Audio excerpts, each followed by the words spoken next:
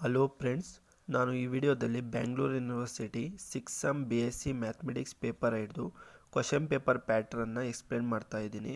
ಇದರಲ್ಲಿ ಇದು theory part 70 ಮಾರ್ಕ್ಸ್ಗೆ ಇರುತ್ತೆ. ಇದರಲ್ಲಿ 2 ಚಾಪ್ಟರ್ಸ್ ಬರುತ್ತೆ. ಇದರಲ್ಲಿ ಕಾಂಪ್ಲೆಕ್ಸ್ ಅನಾಲಿಸಿಸ್ ಅಂತ ಆ್ಯಂಡ್ ನ್ಯೂಮೆರಿಕಲ್ ಮೆಥಡ್ಸ್ 2 ಅಂತ. ಇದರಲ್ಲಿ ಈ ಕ್ವಶನ್ ಪೇಪರ್ನ 3 ಪಾರ್ಟ್ಸಾಗಿ ಡಿವೈಡ್ ಮಾಡಿರ್ತಾರೆ. Part A, part B and part C ಅಂತ. ಪಾರ್ಟ್ ಎಯಲ್ಲಿ ಫಸ್ಟ್ ಕ್ವಶನ್ನಾಗಿ ಕನ್ಸಿಡರ್ ಮಾಡ್ತಾರೆ. Answer any 5 questions out of 8 ಅಂತ. ಈ ಫಸ್ಟ್ ಕ್ವಶನ್ನ 8 ಸಬ್ ಕ್ವಶನ್ಸಾಗಿ ಡಿವೈಡ್ ಮಾಡಿರ್ತಾರೆ. A, B, C, D, E, F, G, H ಅಂತ. ಈ 8 ಸಬ್ ಕ್ವಶನ್ಸಲ್ಲಿ ಎನಿ 5 ಕ್ವಶನ್ಸ್ನ ಅಟೆಂಡ್ ಮಾಡಿದರೆ ಸಾಕು. Each question carries 2 marks carry ಮಾಡುತ್ತೆ. ಇದರಲ್ಲಿ ಮ್ಯಾಕ್ಸಿಮಮ್ 6 ಕ್ವಶನ್ಸು ಕಾಂಪ್ಲೆಕ್ಸ್ ಅನಾಲಿಸಿಸ್ ಪಾರ್ಟ್ನಿಂದ ಬರುತ್ತೆ. ಇನ್ನು ರಿಮೈನಿಂಗ್ 2 ಕ್ವಶನ್ಸು ನ್ಯೂಮೆರಿಕಲ್ ಅನಾಲಿಸಿಸ್ ಪಾರ್ಟ್ನಿಂದ ಬರುತ್ತೆ. ಇದರಲ್ಲಿ ಟೋಟಲ್ ಆಗಿ 5 into 10 ಮಾರ್ಕ್ಸ್ ಬರುತ್ತೆ.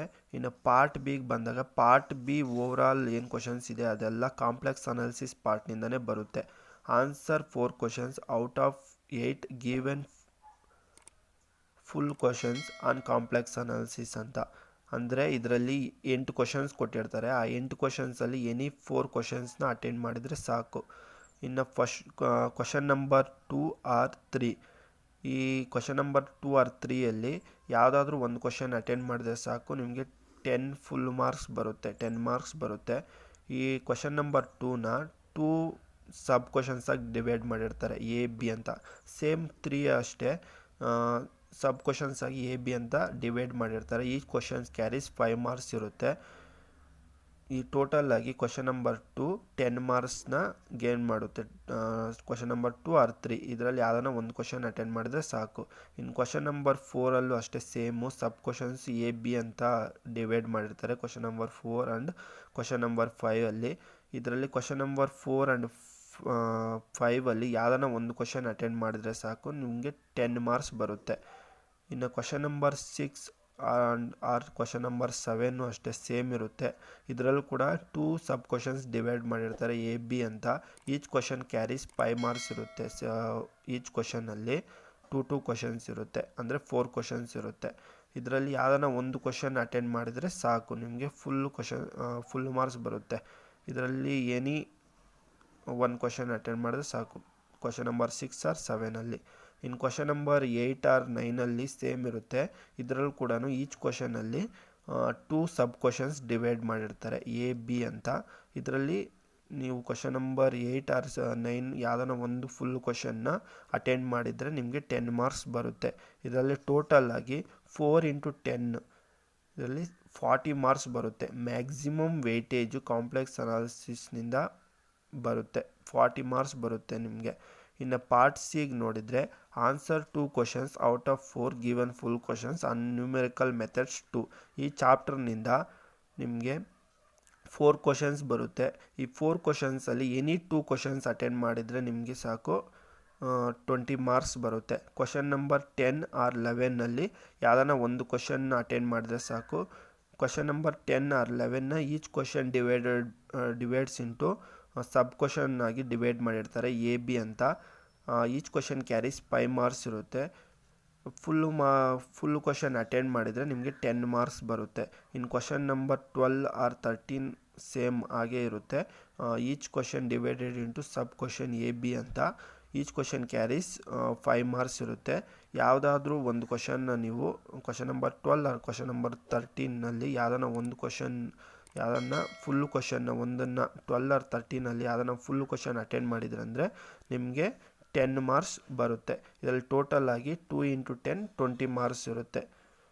ಇನ್ನು ನಾವು ಚಾಪ್ಟರ್ ವೈಸ್ ಇಂಪಾರ್ಟೆಂಟ್ ಟಾಪಿಕ್ಸ್ ನೋಡಿದರೆ, ಕಾಂಪ್ಲೆಕ್ಸ್ ಅನಾಲಿಸಿಸಲ್ಲಿ limit, continuity and differentiability, analytic functions, the necessary and sufficient condition for F of Z to be analytic, polar form of Cauchy-Riemann equations, orthogonal system, harmonic functions, Thomson method, complex integration, ಇದರಲ್ಲಿ line integral important, Cauchy integral theorem and integral formula, transformations, bilinear transformation. ಎಲ್ಲ topics ಓದೋಕ್ಕನ್ನು main important ಏನು topics ಇರುತ್ತೋ ಆ ಚಾಪ್ಟ್ರಲ್ಲಿ ಅಷ್ಟು ಓದ್ಕೊಂಡ್ರೆ ನೀವು maximum ಮಾರ್ಕ್ಸ್ನ gain ಮಾಡ್ಬೋದು. ಇದರಲ್ಲಿ ಕಾಂಪ್ಲೆಕ್ಸ್ ಅನಾಲಿಸಿಸಲ್ಲಿ ಮೋಸ್ಟ್ ಇಂಪಾರ್ಟೆಂಟ್ ಬಂದು ಅನಲೈಟಿಕ್ ಫಂಕ್ಷನ್. ಇದರಲ್ಲಿ ಡೆಫಿನೆಟಾಗಿ ಒಂದು ಕ್ವಶನ್ ಬರುತ್ತೆ. ಇನ್ನು ಇದು theorem, the necessary and sufficient condition for F of Z to be analytic ಅನ್ನೋದು ಇದು ಥೀರಮ್ಮು. ಇದು ಸ್ಟೇಟ್ ಆ್ಯಂಡ್ ಪ್ರೂವ್ ಅಂತ ಕೇಳ್ತಾನೆ. ಇದು and polar form of Cauchy Riemann equation. ಈ ಒಂದು 2 ಕ್ವಶನ್ಸ್ ಏನಿದೆ, 2 ಥೀರಮ್ಸ್ ಏನಿದೆ, ಈ 2 ಥೀರಮ್ಸ್ನಿಂದನೂ ಸ್ಟೇಟ್ ಆ್ಯಂಡ್ ಪ್ರೂವ್ ಅಂತ ಕೇಳ್ತಾನೆ. ಇದರಿಂದ ಯಾವುದೋ ಒಂದು ಕ್ವಶನ್ ಡೆಫಿನೆಟಾಗಿ ಬಂದೇ ಬರುತ್ತೆ ಎಕ್ಸಾಮಲ್ಲಿ. ಇನ್ನು ಆರ್ಥೋಗೋನಲ್ ಸಿಸ್ಟಮು, ಹಾರ್ಮೋನಿಕ್ ಫಂಕ್ಷನ್ಸು, ಈ ಥಾಮ್ಸನ್ ಮೆಥಡು, ಇಷ್ಟನಿಂದನೂ ಒನ್ ಆರ್ 2 ಕ್ವಶನ್ಸ್ ಡೆಫಿನೆಟಾಗಿ ಕ್ವಶನ್ ಪೇಪರ್ ಬಂದೇ ಬರುತ್ತೆ. ಇನ್ನು ಕಾಂಪ್ಲೆಕ್ಸ್ ಅನಾಲಿಸಿಸಲ್ಲಿ ಡೆಫಿನೆಟಲ್ಲಿ ಒಂದು ಕ್ವಶನ್ ಇರುತ್ತೆ. ಇನ್ನು Cauchy integral theorem and integral formula, ಇದು ಥೀರಮ್ ಇದೆ. ಸ್ಟೇಟ್ ಆ್ಯಂಡ್ ಪ್ರೂವ್ ಅಂತ ಕೇಳ್ತಾನೆ. ಕಾಚಿ ಇಂಟಿಗ್ರಲ್ ಥೀರಮ್ ಅಂತ, ಇದು ಮೋಸ್ಟ್ ಇಂಪಾರ್ಟೆಂಟು. ಇದು ಡೆಫಿನೆಟಾಗಿ ಎಕ್ಸಾಮಲ್ಲಿ ಬರೋ ಚಾನ್ಸಸ್ ಬರುತ್ತೆ. ಯಾಕಂದರೆ previous years question paper, maximum previous years question ಪೇಪರ್ಸಲ್ಲಿ ಇದನ್ನು ಕೇಳಿದ್ದಾರೆ. Cauchy integral theorem and necessary and sufficient condition for F of Z be analytic, polar form of Cauchy Riemann ಇಕ್ವೇಷನ್ನು ಆ್ಯಂಡ್ ಟ್ರಾನ್ಸ್ಫಾರ್ಮೇಷನ್ನು. ಇದರ ಟ್ರಾನ್ಸ್ಫಾರ್ಮೇಷನಲ್ಲಿ ಕನ್ಫಾರ್ಮಲ್ ಟ್ರಾನ್ಸ್ಫಾರ್ಮೇಷನ್ ಅಂತ ಬರುತ್ತೆ. ಅದರಿಂದ ಒಂದು ಕ್ವಶನ್ ಡೆಫಿನೆಟಾಗಿ ಬಂದೇ ಬರುತ್ತೆ. ಬೈಲಿನಿಯರ್ ಟ್ರಾನ್ಸ್ಫಾರ್ಮೇಷನ್ಸು, ಇದು very easy topic.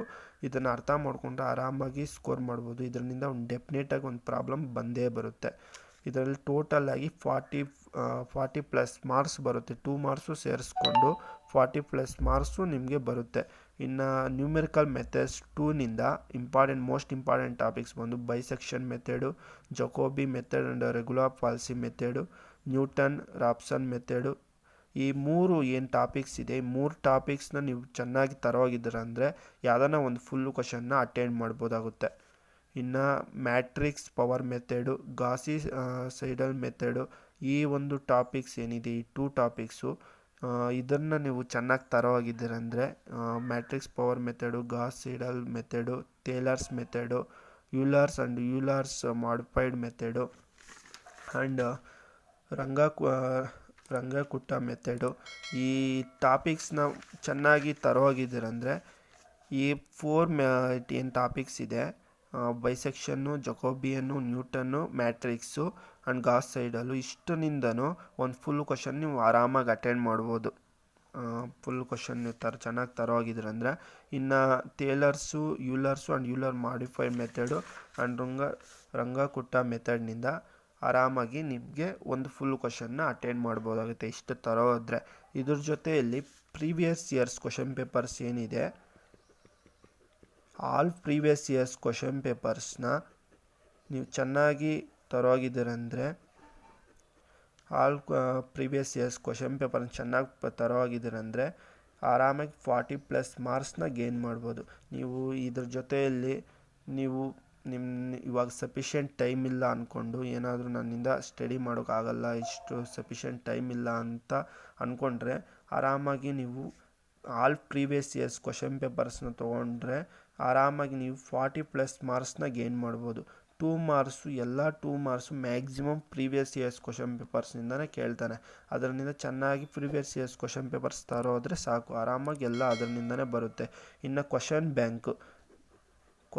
Bank previous important questions ಏನು ಕ್ವಶನ್ ಬ್ಯಾಂಕ್ ಇದೆ ಅದನ್ನು ಚೆನ್ನಾಗಿ ತರೋಗಿದ್ದೀರಂದರೆ 65+ ಮಾರ್ಕ್ಸು ಗೇನ್ ಮಾಡ್ಬೋದಾಗುತ್ತೆ. ನೀವು ಏನಾದರೂ previous years question papers plus question bank and model question ಪೇಪರ್ಸ್ನ ಚೆನ್ನಾಗಿ ತರವಾಗಿದ್ದಾರೆ ಅಂದರೆ ಗ್ಯಾರಂಟಿಯಾಗಿ 70/70ನ ತೆಗಿಬೋದಾಗುತ್ತೆ. ಇದು ಇಷ್ಟೆಲ್ಲ ಇದೆ. ನಿಮಗೆ model question papers and previous years question papers and question bank ಇವೆಲ್ಲ ನಿಮಗೆ ಬ್ಯಾಂಗ್ಳೂರ್ ಸ್ಟಡಿ ಮತ್ತು ಆ್ಯಪ್ ಅಲ್ಲಿ ನಿಮಗೆ ಸಿಗುತ್ತೆ. ಅದನ್ನಲ್ಲಿ ಡೌನ್ಲೋಡ್ ಮಾಡ್ಕೊಳ್ಳಿ. ಎಲ್ಲ question papers and question bank, previous years question papers ಎಲ್ಲ ಅದರಲ್ಲಿ ಸಿಗುತ್ತೆ, ಡೌನ್ಲೋಡ್ ಮಾಡ್ಕೊಳ್ಳಿ. ಇಷ್ಟೆಲ್ಲ question paper pattern and analysis ಹೀಗಿದೆ. ಎಲ್ಲರಿಗೂ ನಿಮ್ಮ ಎಕ್ಸಾಮ್ಗೆ ಆಲ್ ದ ಬೆಸ್ಟ್, ಚೆನ್ನಾಗಿ ಮಾಡಿ. Thank you.